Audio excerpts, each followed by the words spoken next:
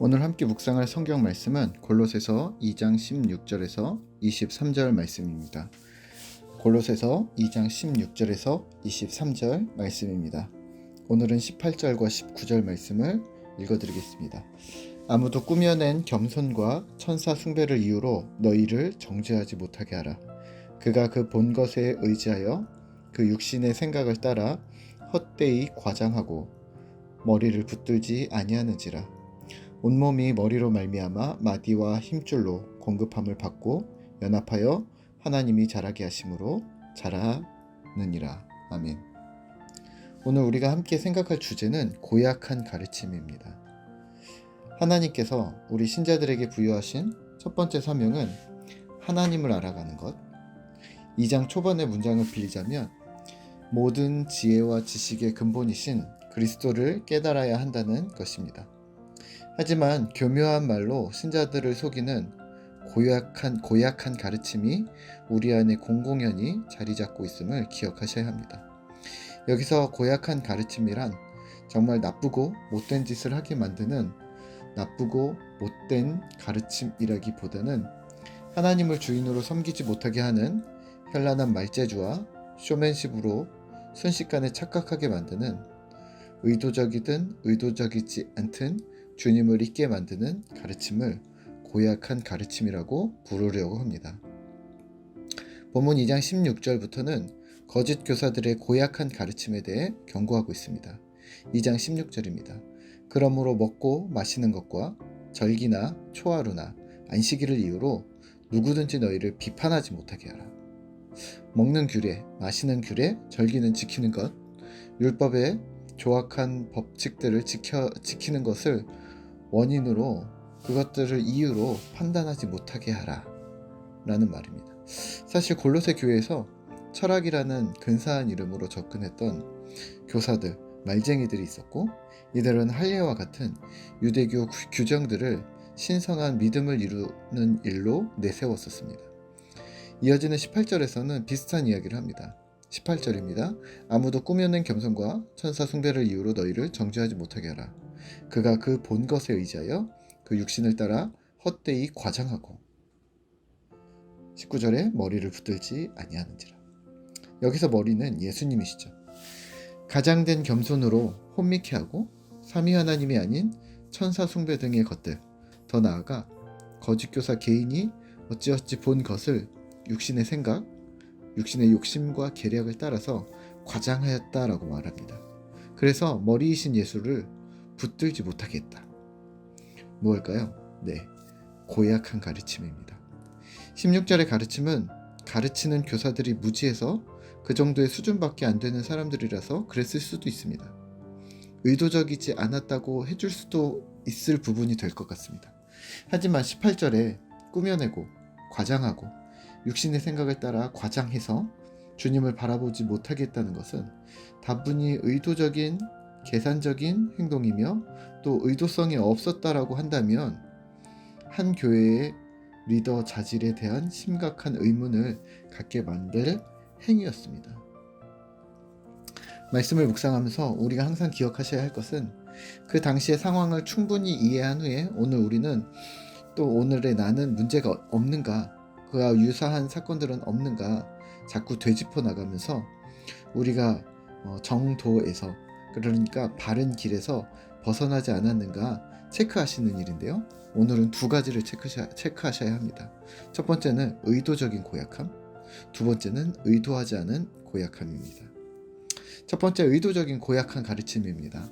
18절에 언급한 것과 같은 꾸며낸 겸손, 가식적인 행동들이나 계획적인 언행들, 시기 질투로 누군가에게 어려움을 주려 했다거나 혹은 욕심에 이끌려서 인기와 부와 명예와 명성을 얻으려 행동했다면 의도적인 고약한 가르침입니다. 고약한 가르침인데 의도적인 거죠. 더 나아가 천사 숭배와 같은, 그 당시에는 천사 숭배라고 말했겠지만 오늘날에는 성령운동이나 은사운동이나 말하는 소위 뜨레스 디아스나 신비주의 혹은 신사도 등의 은사 지속론을 빗댈 수가 있는데요. 이 운동들이 정말 순수하게 은사와 체험만을 말한다면 100번 양보해 어찌 허용해 줄 수 있는 부분들이 있겠지만 은사 지속론의 이면에는 다분히 의도적인 고약한 가르침이 숨겨져 있다는 사실을 이제는 간과하시면 안 됩니다. 신령한 제사가 있어서, 만약에 누군가에게 신령한 은사가 있어서 여러분들에게 재산을 내놓으라고 한다던가, 아니면 겸손하고 순진한 이미지를 잘 관리해서 인기를 얻는다던가, 실제 없었던 사실들을 과장하고 만들어내서 누군가를 비방하고 자신이 우위를 점하려고 한다던가, 그런 의도성이 있다면 그건 고약한 가르침입니다. 의도적인 고약함에 자비와 용서를 말하려면 철저한 회개가 밑바탕 되어져야 합니다. 두 번째, 의도적이지 않은 고약함입니다. 이건 어떤 개인의 문제라기보다는요, 구조적인 문제가 될 수 있는데요. 내가 속한 조직의 관습, 구조, 법칙이 그 상황들을 지배한다는 것을 기억하시면 이해가 빠를 듯 합니다. 이런 거죠. 제가 군대를 갔을 때, 한참 전이네요. 군대를 갔을 때 이등병 때 처음 자대 배치를 받고 배웠던 것이 청소였습니다. 치약은 벽에 대고 눌러서 짜라. 빗자루는 2개를 들고 양손으로 한다. 또 양치질을 할 때 손을 주머니에 넣으면 안 된다. 고참이 슬리퍼를 신기 전까지는 전투와 군화를 갈아 신지 못한다. 슬리퍼 신으면 안 된단 말이에요. 밥에 물을 말아먹지 않는다. 그리고 모든 것을 허락받고 한다. 화장실 다녀와도 되겠습니까? 물 먹어도 되겠습니까? 뭐 이런 것들까지. 이등병은 밥을 마지막에 배식을 받고 제일 먼저 1등으로 밥을 먹고 청소를 시작해야 한다. 반찬이 닭이 나오면 닭다리는 집지 않는다. 네, 뭐 이상한 게 많죠. 이런 엄청 많았는데요. 사실 기억이 나는 게 얼마 많지 않아서 이걸 실수하면 어떻게 될까요? 네, 끌려갑니다. 그날 밤에 끌려갑니다. 수많은 법칙들이 있는데 하루에 1개도 안 걸릴 수가 없습니다. 매일 끌려가죠. 네, 저도 매일 끌려갔습니다. 언제 끝나냐? 고참이 되어야 이 일이 끝납니다. 요즘 저는 어떻게 살까요? 치약은 손으로 짭니다. 벽에다 대고 짜지 않습니다. 빗자루는요, 집에 1개밖에 없어서 한 손으로 합니다. 네, 2손으로 못 합니다. 양치질을 할 때는요, 핸드폰을 보면서 합니다. 밥은요, 천천히 먹거나 거릅니다. 어떻게 이게 가능할까요? 네, 군대에 있지 않기 때문입니다. 군대 기준으로는 정죄받았지만 현재 여기서는 죄의 기준에 전혀 속하지 않기 때문에, 이게 죄였다면 몰라도요, 죄의 기준도 아니기 때문에 양심의 가책 없이 자유롭게 살고 있습니다. 이게 구조입니다. 군대에 있을 때만 죄가 되고 혼날 거리가 되는, 하지만 그 환경이 바뀌면 죄가 아니고 혼날 거리가 아닌 것, 이게 구조의 문제입니다. 교회도 마찬가지입니다. 교회에 있을 때만 죄가 되거나 예의가 없거나 무례한 것이 되는 법칙들이 있습니다. 혹은 그것이 매우 중요한 신앙의 척도가 될 때가 있습니다. 세세한 예들은 신변 보호를 위해서 소그룹에서 나누도록 할 건데요. 네, 예를 들면 목사님을 빗대자면 이런 겁니다. 목사님이 성경 공부를 시작할 때 기도를 안 하고 시작했다.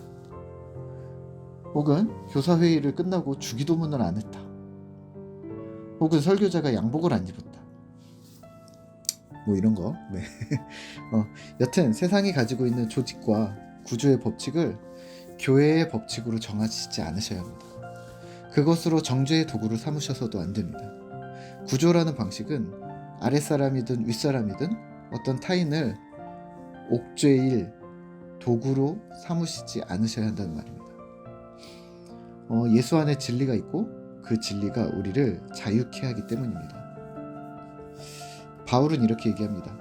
20절입니다. 너희가 세상의 초등학문에서 그리스도와 함께 죽었거든 어찌하여 세상에 사는 것과 같이 규례에 순종하느냐. 세상의 초등학문, 세상에 사는 것과 같이 교회를 세상처럼 각 조직과 지역마다 가지고 있는 구조와 법칙으로 규명하거나 정죄하지 말라는 말입니다. 우리는 그리스도로 인해, 십자가로 인해 이 모든 것에서 죽었다라고 말합니다. 근데 이게 왜 문제가 될까요? 네, 머리 대신 예수 그리스도를 붙들지 못하게 만들기 때문입니다. 19절입니다. 머리를 붙들지 아니하는지라. 온몸이 머리로 말미암아 마디와 힘줄로 공급함을 받고 연합하여 하나님이 자라게 하심으로 자라느니라. 신자된 우리가 다른 곳에 신경 쓰느라 사람의 법칙과 구조의 소용돌이 속에서 마음을 지키느라 겨를이 없고 의도적인 조작들 속에 속아서 그게 전부인 줄 알고 모든 것을 내어주고 있는 신자와 교회들을 향해 사도 바울은 그리스도를 붙쫓으라고 명령하고 있는 것입니다. 너희가 지금 지켜야 할 것, 너희들이 지금 따라야 할 것, 너희들이 지금 신경 써야 할 것이 그게 아니야, 그리스도야 라고 말하고 있는 겁니다. 온 몸이 머리로 말미암아 공급받고 연합하여 자라가야 하는데 공급이 끊겼고 연합이 안 되고 자라게 하시는 하나님을 만나지 못하게 합니다. 왜요? 머리를 붙들지 못하게 하기 때문에, 예수를 붙들지 못하게 하기 때문에, 그리고 이것이 고약한 가르침의 결과라고 지적합니다. 오늘 우리는 무엇을 해야 할까요? 눈을 하늘로 드셔야 합니다. 또 그리고 눈을 감았다면 뜨셔야 합니다. 매트릭스에서, 옛날 영화인데 매트릭스에서 주인공이 자신의 실제 세상을 직면하고서 충격을 엄청나게 받거든요. 우리는 눈을 떠서 좋은 충격을 받으셔야 합니다. 하나님이 주인 되신 세상, 예수님이 선포하시던 하나님의 통치가 살아있는 나라, 그 나라를 경험함이 우리에게 있어져야 합니다. 성경을 더 넓게 보셔야 하고요. 성경에서 말하는 이야기들을 오늘날의 상황과 맞대어 풀어낸 묵상들을 접하셔야 합니다.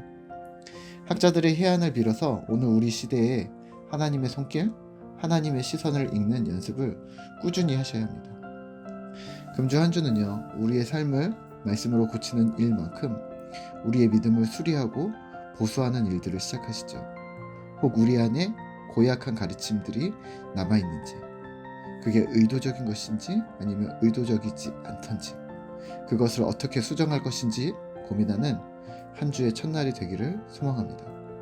2021년의 마지막 주를 기쁨으로 보내시기를 기도하겠습니다. 하나님 감사합니다. 우리가 주님을 믿는다고 하면서 혹 우리 안에 주님을 바라보지 못하게 하는, 머리이신 예수 그리스도를 붙들지 못하게 하는 고약한 가르침이 우리 안에 있지 않은가 다시 한번 점검하게 주님 도와주시옵소서. 의도적인 것일 수도 있고 의도적이지 않게 우리가 부지불식간에 일어난 일들일 수도 있는데, 이러한 고약한 가르침이 우리에게 있어서 혹여 우리가 하나님을 바라보지 못했다면, 혹여 우리가 다른 사람들을 주 예수 그리스도를 붙들지 못하게 우리가 방해했다면 주님 우리를 용서하여 주시고 우리가 다시 눈을 떠서 주님을 붙잡는, 머리 되신 그리스도를 붙잡아 주를 따라가는 신실한 주의 백성들이 되어주도록 주님 은혜를 더하여 주시옵소서. 2021년 한 해의 마지막 주를 보내고 있습니다. 하나님, 한 해를 감사함을 계수하게 하시고 하나님의 뜻을 더 찾게 하시고 또 다가오는 새해를 다시 믿음으로 결단하는 귀한 하루가 되어지도록 오늘 이 시간을 주님 붙들어 주시옵소서. 주께서 우리 가운데 함께 하심을 믿습니다. 감사하며 예수님의 이름으로 기도드립니다. 아멘.